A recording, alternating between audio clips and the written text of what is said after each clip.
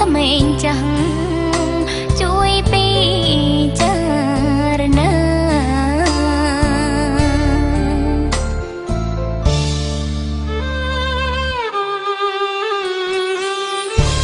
មុនលេងលោកពុកទំនុកអ្នកមកចំរៀមតូនតើពីកូនតូចស្រីថ្លែងប្រាប់រឿងពិតជីវិតក្រក្រៃជួបទុករាល់ថ្ងៃអត់មានហាលហើយ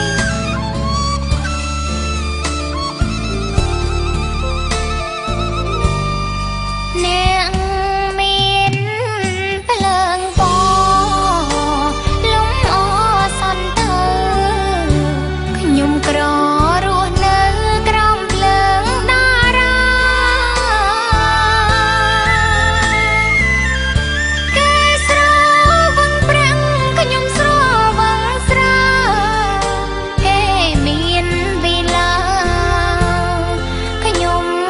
ខ្ទមប្រងស្បើ